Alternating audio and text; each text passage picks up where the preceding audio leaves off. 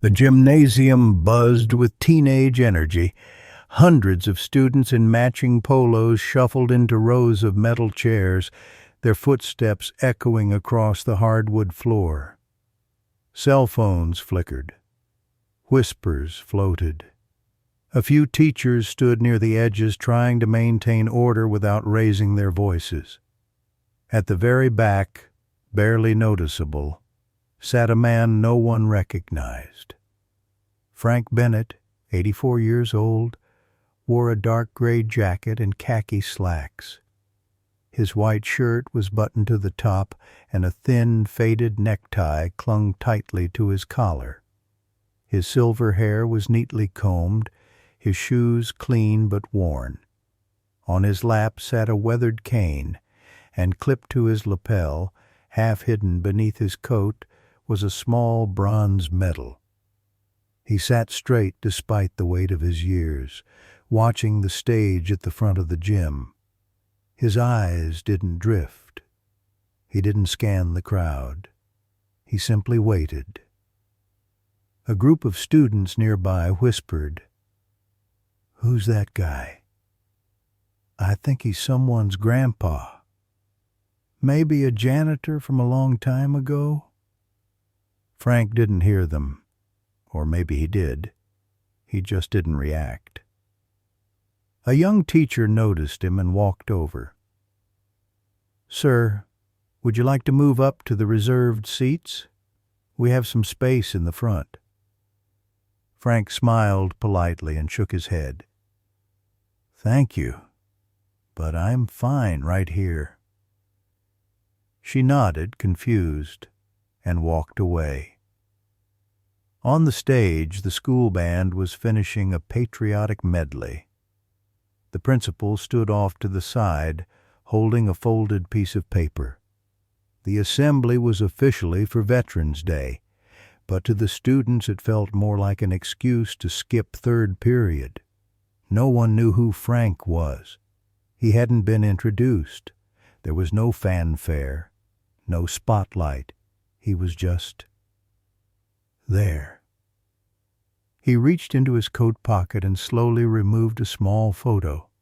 4 boys in uniform, standing together, rifles slung casually, grins wide despite the mud.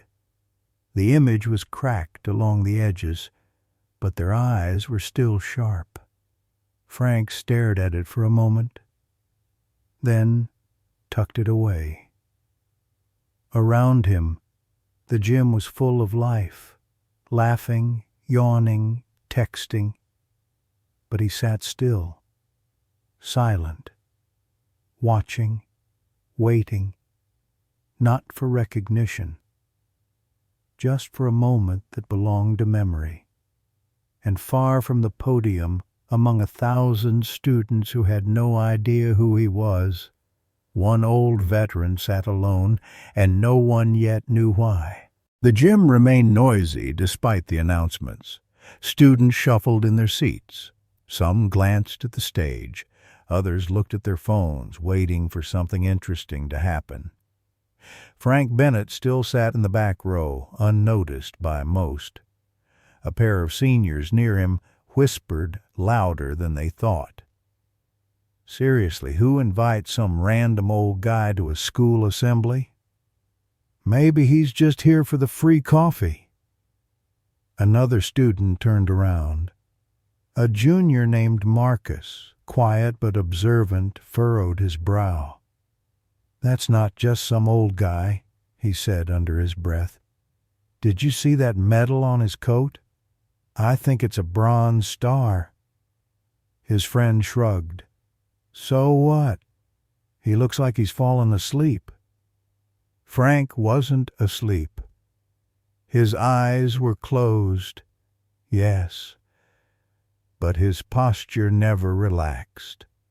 His cane rested across both hands, and every few moments he opened his eyes and looked toward the stage. He wasn't waiting to be called. He was simply present. In front of him, a group of cheerleaders passed around snacks from their backpacks. One of them giggled and pointed discreetly toward Frank.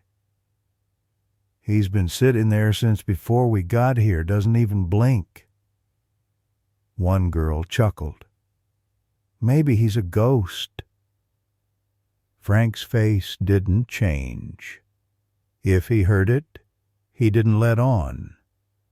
From the side of the stage, the principal, Mr. Halverson, watched carefully.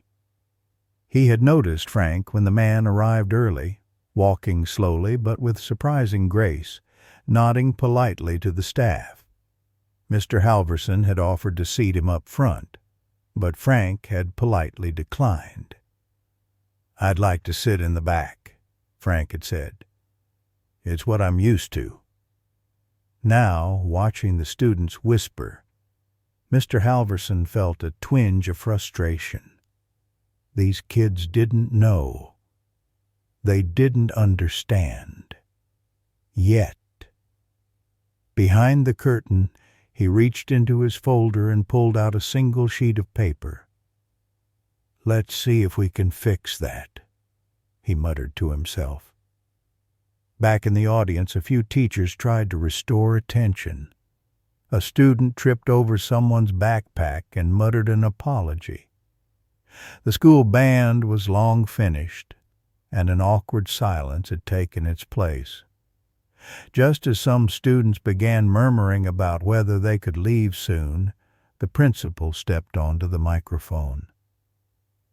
"Thank you all for your patience. I'd like to close our assembly with one final story.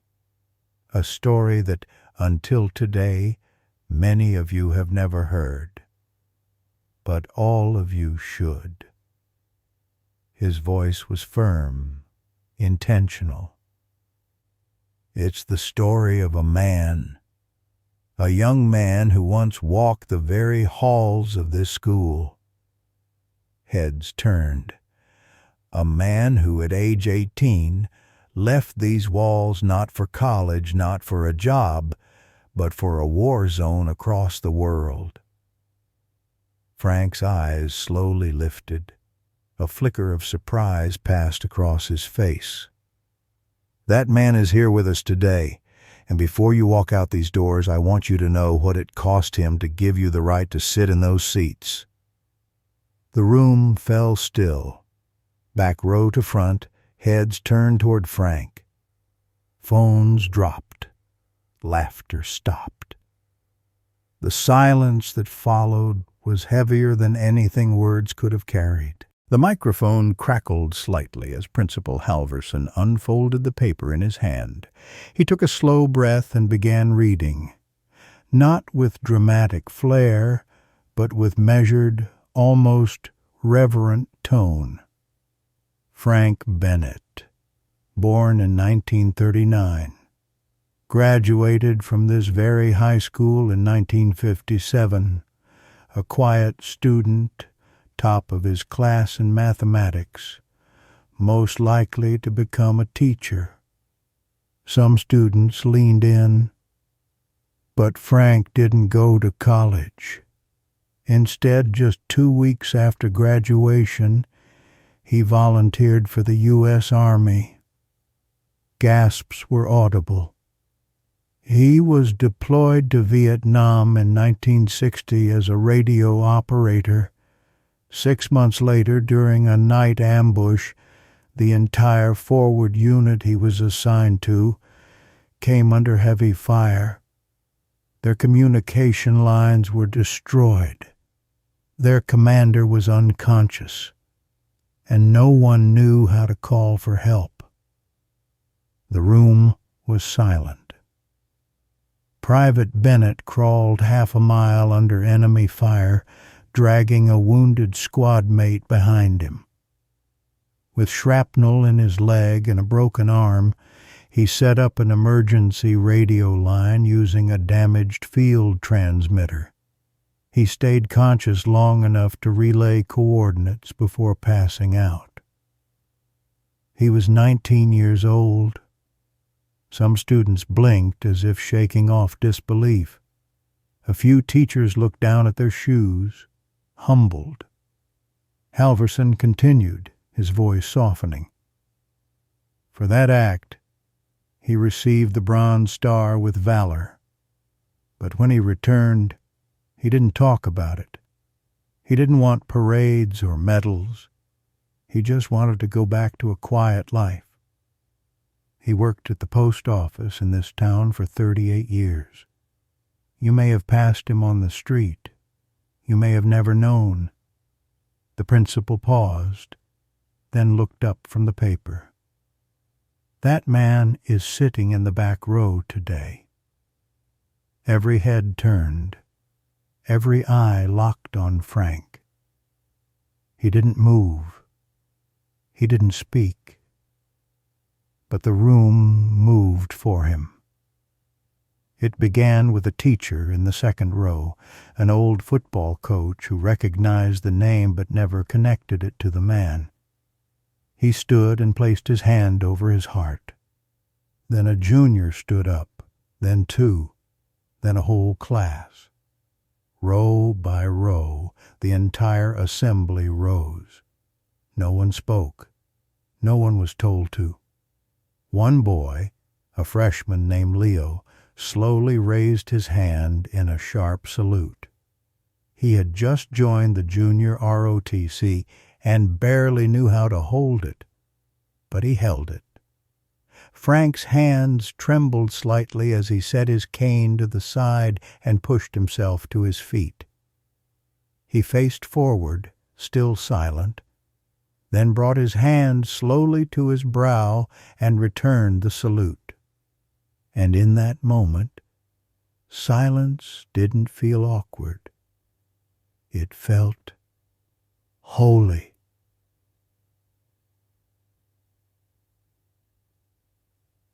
Principal Halverson stepped away from the mic and walked off stage. Then, without a word, he walked to the back of the gym. He stopped beside Frank, and in front of hundreds of students and faculty, he stood at attention and saluted. No music played, no announcement was made, but the meaning hung in the air like thunder before the rain.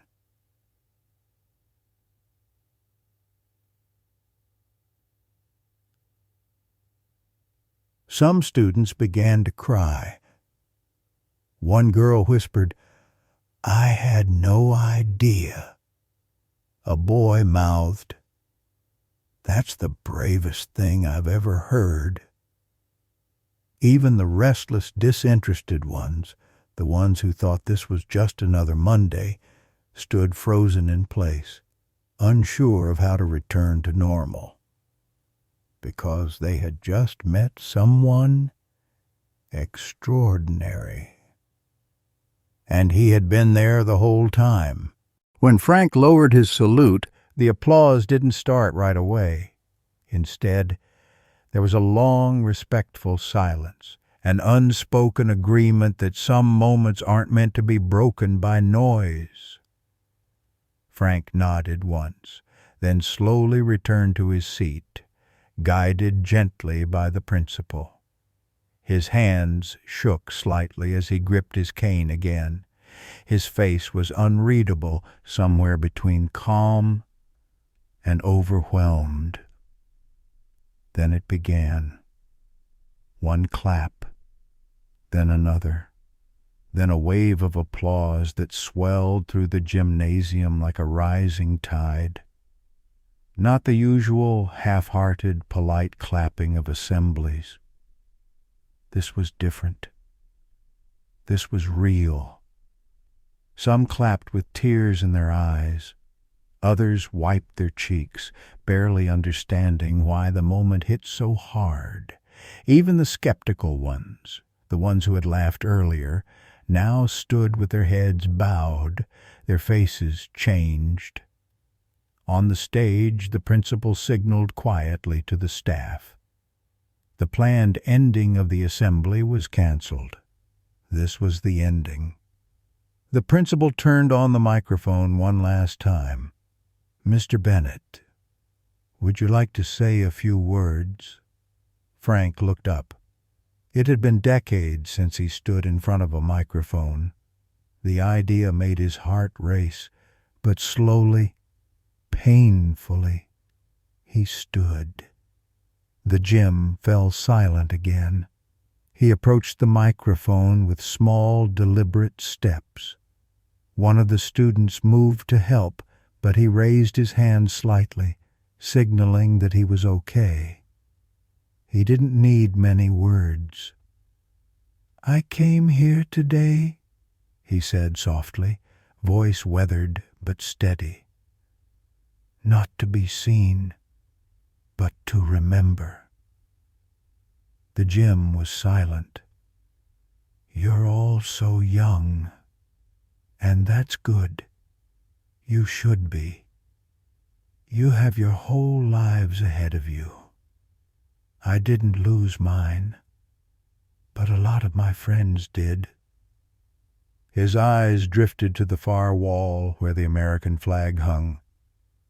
"I just wanted to sit quietly for them." He paused.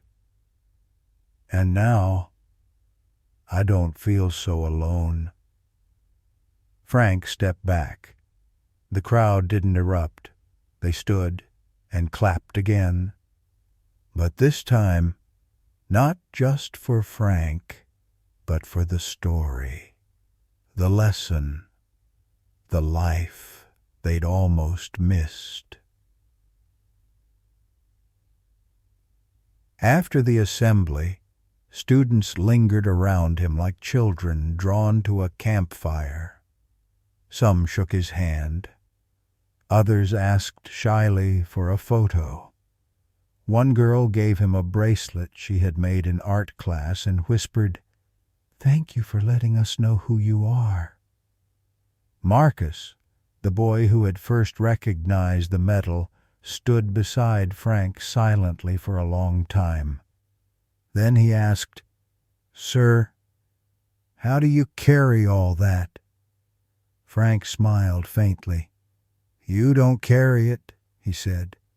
"You live so the ones who didn't make it don't fade."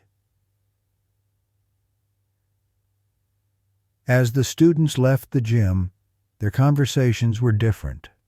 No more gossip, no more jokes, just stories, whispers, gratitude. Some teachers cried in their cars that day. A few changed how they taught history after that. The front row remained empty that afternoon, but the back row, the one no one looked at before, had changed everything. The next morning, the chair Frank Bennett had sat in was still there, unmoved, unmarked, but no longer ignored. The janitor paused when he reached it. Instead of folding it away with the rest, he left it in place, a quiet nod to something sacred. Later that day, someone taped a handwritten sign to the back, "Reserved in honor of Frank Bennett, class of 1957, for all who served silently." It wasn't official. It didn't need to be. The news spread faster than anyone expected. A photo of Frank standing during the assembly circulated across the school's group chats. Someone posted it on Instagram with the caption, "We had a hero among us, and we almost didn't see him." By lunch, dozens of students had asked the principal if they could start a veterans wall in the school hallway. By that evening, the PTA had already scheduled a vote to create an annual Frank Bennett Day. But Frank didn't know any of that yet, because Frank was sitting at his kitchen table, a cup of black coffee in hand, staring out the window. A soft breeze came through the screen.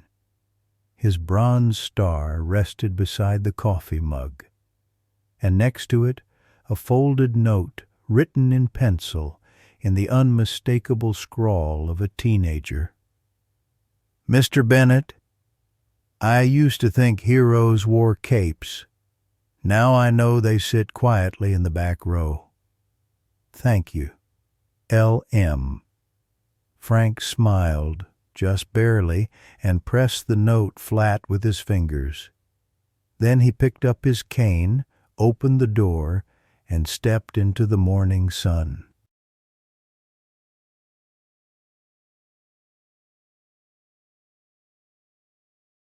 If this story touched your heart, we'd be honored to have you with us.